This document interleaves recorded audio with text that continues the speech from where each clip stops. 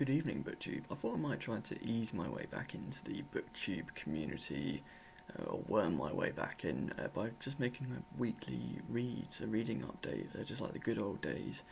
Um, for those of you who don't know me, I did used to have a BookTube channel under this same name, but for whatever reason, a few years ago I decided to privatise all the videos, and despite the many hundreds of thousands of views on them, and I didn't really have a very good reason for doing that then, and I don't really have a very good reason for doing this either. So, but here we are. We'll see how we get on. I have still been watching BookTube as normal. I just haven't been interacting with you in the same way. I haven't been commenting or anything like that. But perhaps I hope to get back into it, and I hope you can forgive me. If you want, I'll look forward to talking to you in the comments again. But yeah, let's just jump right in. Perhaps too much has happened, and both internationally, nationally, domestically, personally, in the last few years for me to comment on. But so we'll just skirt over that and talk about what I've been reading the last couple of weeks. My reading habits have changed quite dramatically in the last few years since we last spoke. I used to just sort of basically read novels, literary fiction, and classics. I still read those things, but not nowhere near as much. I read a lot more non-fiction these days, history and biography, literary non-fiction, and essays, that kind of thing. And also like to step outside of my comfort zone as well when I can, if it's a book about science or nature. But the first thing I'll talk about isn't a book at all, it's a periodical. I decided to resubscribe to The New Yorker, which I haven't been a member of, subscriber of, for a couple of years. And I just missed it basically. I really do like the magazine. This is the first issue which came to me in the week, with a rather on-the-nose cover, I think, about a country divided on Independence Day. A rather unremarkable cover by New Yorker standards, I think, but it's a pretty cover. There's nothing wrong with it. It's fine. And as for the contents, nothing particularly outstanding. But some highlights for sure. A really interesting article by a chap called Andrew Marrance, which is not a name I'm familiar with at all. It's probably the sort of the big article of the issue. It's about the American rights and the right of the Republican Party looking to Hungary and Viktor Orban's premiership or dictatorship over there for sort of ideas, I suppose, of how to make a more effective dictatorship back home, which is something to look forward to in a couple of years, I suppose. This is a picture of Viktor Orban superimposed over the map of the United States, which is quite interesting. But yeah, alarming reading as always. Politics is so extreme these days that it's easy to get desensitised to it. But yeah, it's scary stuff. But the other highlight for me was actually the story, the short story by Lauren Groff, which is a name I think I've heard, but I've certainly never read any Lauren Groff. But it was a fantastic little story. It's called To Sunland, and that's the illustration for it. And Sunland in the story is a sort of institution for mentally disabled patients. It's a sort of Flannery O'Connor-esque story. It's actually set in the 1950s in Florida, of all places, and it follows Buddy, who is like 20 years old. He's mentally challenged, and his slightly younger sister, who's been left responsible for him since their mum's just died, and she is essentially dumping him in this institution, so she can go and become an independent woman and go to university in the north, and yeah, it's not as simple as that. I mean, there's a lot happening in it. It's a very complex relationship. It's very sad and funny and incredibly well written, and it's just a fantastic little story. And so I did actually I was in the local bookshop this morning, and I did look to see if they stocked any of Longcroft's books, because I know she's written at least other short story collections and perhaps some novels, but they didn't. I couldn't find anything, so perhaps it's more of an American thing. So I'll just have to look elsewhere or look online and perhaps order something in. But yeah, really good stuff, and so it's a good start to my 12 weeks of a New Yorker. That's what I got. It's all I could afford. The non-fiction I'm reading, not quite as exciting, is a book called Struggles for Justice, the Social Responsibility and the Liberal States by Alan Dawley, a real page turner, published by Harvard University Press.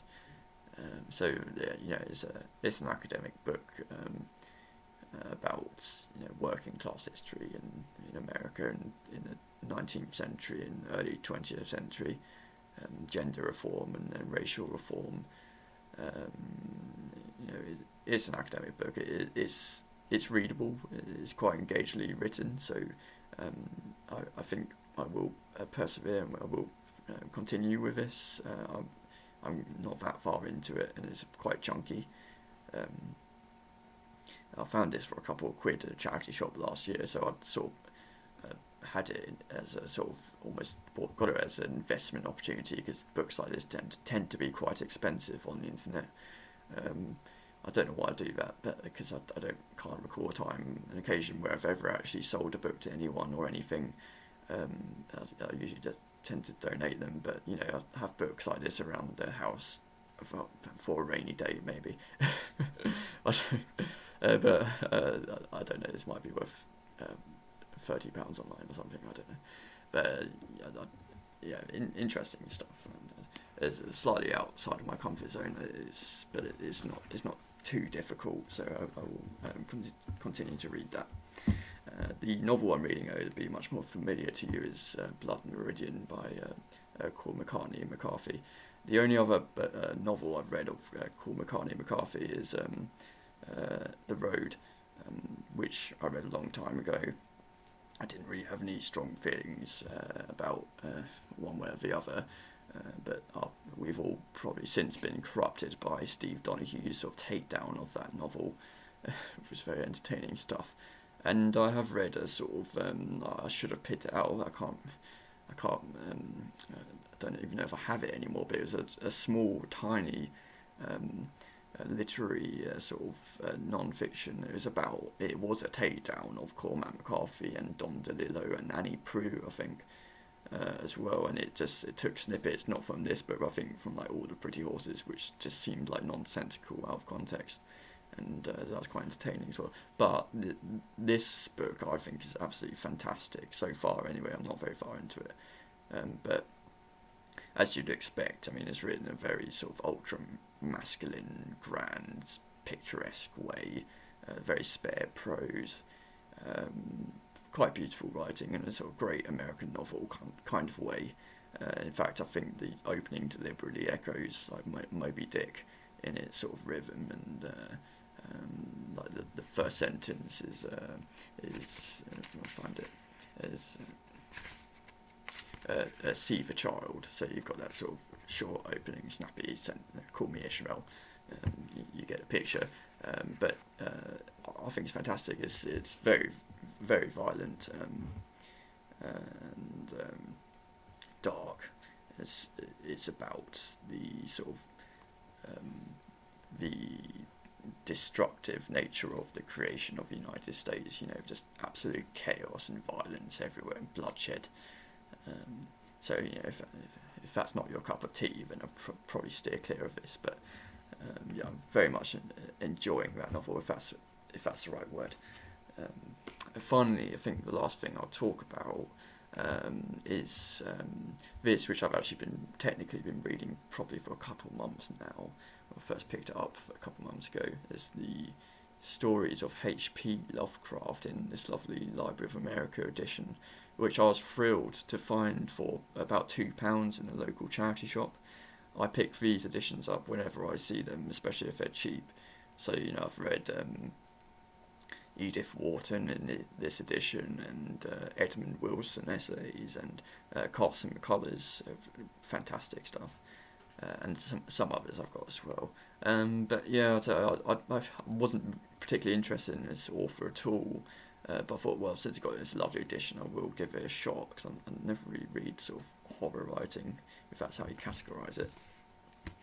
And the first story turned out to be sort of one of the most entertaining stories I've ever read, for all the wrong reasons, because it just had me in fits of laughter. It's a story called The Statement of Randolph Carter, and it essentially is about this guy, Randolph Carter, who's friends with this sort of expert on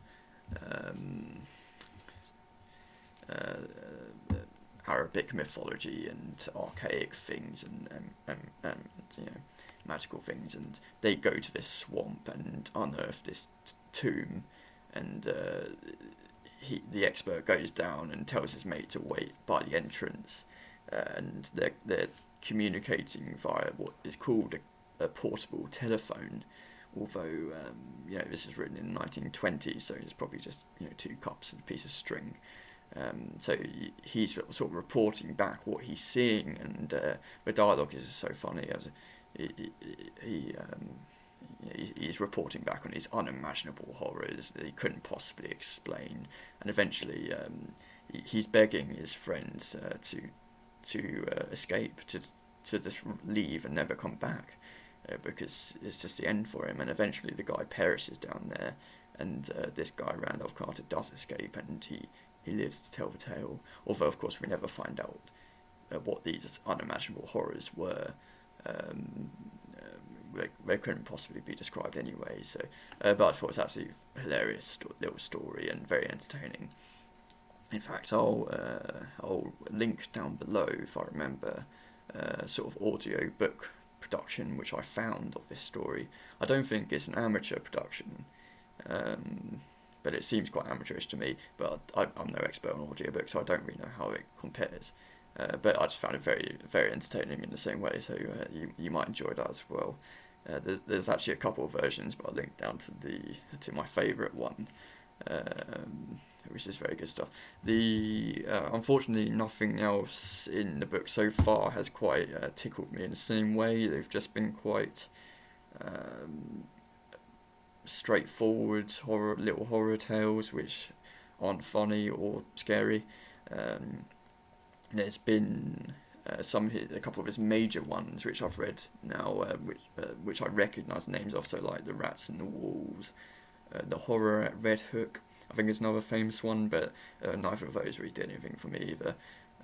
I was sort of looking forward to the giant space creatures and giant squid and mythological things, but there hasn't been much of that either, so I don't know, maybe that happens later on in his career, but I don't know if we're going to get that far, because technically I've been reading this for 2 months and I've made very little progress indeed, so yeah, that's that. So I think I'll wrap up there, and it's nice to speak to you again. I hope you can find it in your hearts to forgive my long absence, and I look forward to seeing you in the comment section below again. So thank you very much, and hope you had a fantastic weekend, and I'll speak to you soon. Bye bye.